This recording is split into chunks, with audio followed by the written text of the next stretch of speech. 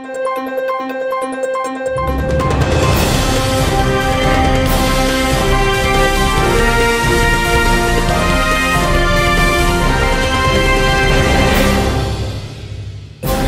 شریف صاحب 21 اکتوبر کو وطن واپس آ رہے ہیں. میں ان کا چھوٹا سا، آپ لوگ جانتے ہو، آپ جانتے ہو ان کو کہ وہ کون ہے، لیکن میں اپنی طرف سے ایک انٹروڈکشن چھوٹا سا کرانا چاہتی ہوں. نواز شریف صاحب وہ شخص ہے، اگر ان کا میں 3 لائنوں میں تعارف کراؤں تو وہ کیا ہے کہ نواز شریف وہ شخص ہے 25 کروڑ عوام میں واحد شخص ہے جس کو اللہ تعالیٰ نے کتنی بار پرائم منسٹر بنایا، لیکن ایک بار 2.5 سال، ایک بار 3 سال اور ایک بار 4 سال میں ان کو آفس سے باہر کر دیا گیا. کبھی کسی بہانے سے، کبھی اقامہ کے بہانے سے، کبھی کسی بہانے سے. لیکن ان آدھے ادھورے 9 سالوں میں سب کچھ آپ کمبائن کرو، ان کے 3 ادوار 9 سال بنتے ہیں. ان 9 سالوں میں نواز شریف نے پاکستان کی اتنی خدمت کر دی، کراچی سے خیبر تک، KPK میں، گلگت بلتستان میں، آزاد جموں کشمیر میں، سندھ میں، بلوچستان میں، پنجاب میں. اور یہ بات میں عاجزی کے ساتھ اور فخر کے ساتھ کہتی ہوں کہ اللہ تعالیٰ کے فضل و کرم سے نواز شریف کے منصوبے، اس کی خدمت اگر پاکستان کی 76 سال کی تاریخ سے نکال دو تو کھنڈرات کے علاوہ کچھ نہیں.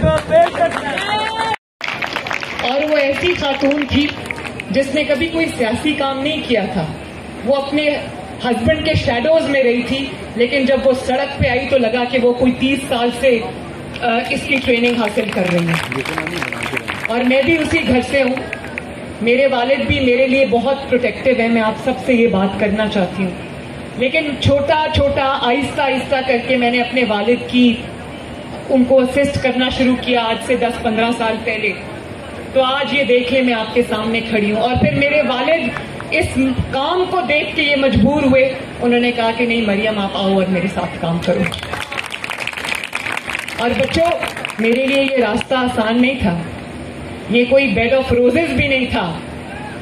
میں ایک سچی بات ہے کہ ناز و نام میں، آسائش میں پلی ہوئی انسان تھی، اور میں اللہ نے مجھے ہمت دی، میں 5 مہینے ڈیتھ سیلز میں رہ کر آئی، اور کسی اور نے ساتھ دیا نہ دیا، میں اپنے والد کا ان کے مشکل وقت میں نے ساتھ نہیں چھوڑا. اور میں نے یہ کہا تھا کہ جو لوگ مجھے آپ کی کمزوری بنانا چاہتے ہیں وہ انشاءاللہ تعالیٰ دیکھیں گے کہ اللہ تعالیٰ مجھے آپ کی طاقت بنائے گا. اور 200 کے قریب میں نے پیشیاں بے گناہ ہوتے ہوئے بھگتی اپنے والد کے ساتھ. جب ہم اڈیالہ میں اپنی والدہ کو چھوڑ کے آئی، وہ ڈیتھ بیڈ پہ تھی، تب میں بچیوں سے خصوصی طور پہ مخاطب ہوں. تو میرے والد کو لگا کہ پتہ نہیں اس کو عادت نہیں ہے. تو یہ جون جولائی کا مہینہ تھا، قہر کی گرمی تھی، بالکل ایسے لگتا تھا کہ وہ جو سیل ہے، کیونکہ اس میں ایک چھوٹا سا پنکھا تھا، وہ بھی 8-10 گھنٹے بند رہتا تھا. تو ان کو لگتا تھا کہ شاید یہ برداشت نہ کر سکے. تو انہوں نے 2-3 دن تو مجھے کہا بیٹا حوصلہ کرنا، گھبرانا نہیں.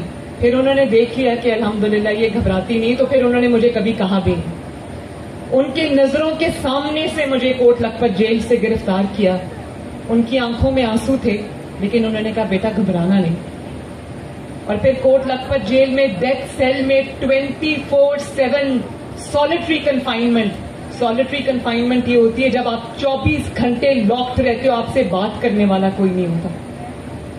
اور میرے بچے تھے، میں ان کو چھوڑ کے وہاں اپنے ملک کی خاطر، اپنے باپ کی خاطر، اپنی پارٹی کی خاطر میں نے حوصلے سے برداشت کیا.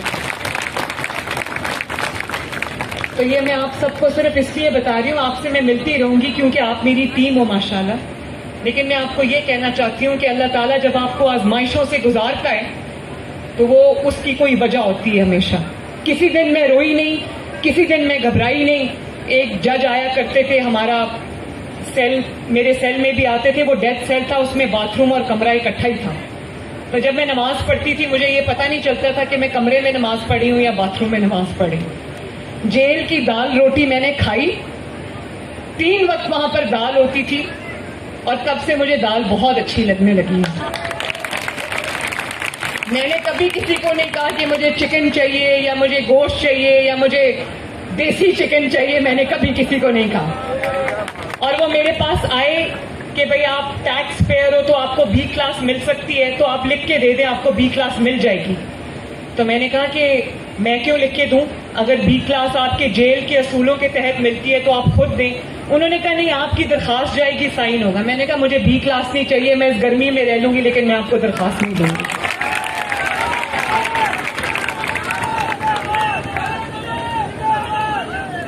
تو بچوں، میں آپ سب کو شاباش ایک دفعہ پھر دینا چاہتی ہوں. ویری گڈ، تھمز اپ. اور میں اپنے بچوں سے یہ بھی کہنا چاہتی ہوں اور آپ سب سے کہ مسلم لیگ نون پاکستان بنانے والی جماعت ہے، جس نے پاکستان کی بنیاد رکھی، جس نے پاکستان بنایا. قائد اعظم محمد علی جناح ہمارے لیڈر تھے، ہمارے لیڈر ہیں اور ہمارے لیڈر رہیں گے انشاءاللہ. لیکن آپ پاکستان بنانے والی جماعت کے وارث ہیں. اندازہ ہے ایم ایس ایف کیا ہے؟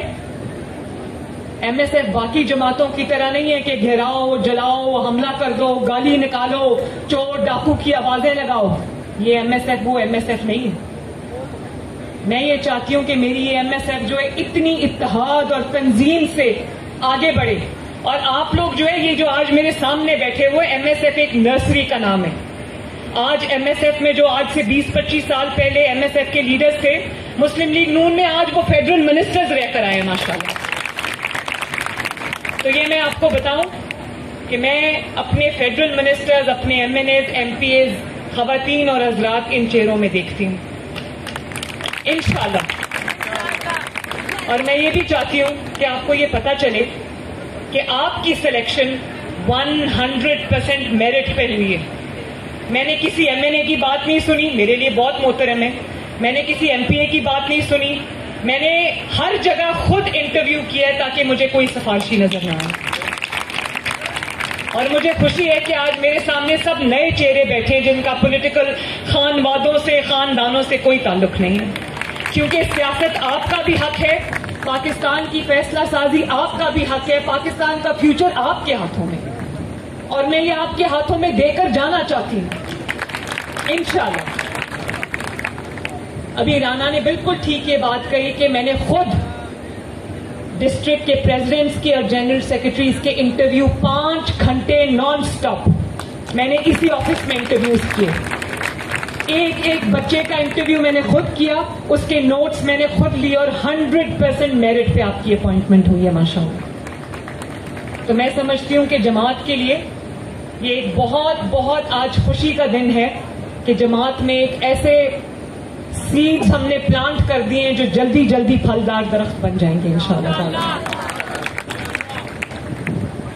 اور ایم این ایس نے رات کو جب میرے والد نے رات کو جب لسٹ مجھے رانا نے فارورڈ کی اور 37 ڈسٹرکٹس کی لسٹ تھی، ہر ڈسٹرکٹ میں ہماری کیبنٹ بن گئی ہے ماشاءاللہ. تو میاں صاحب نے مجھے واپس واٹس ایپ کیا، انہوں نے کہا بیٹا یہ اتنی بڑا کام ہوا کیسے؟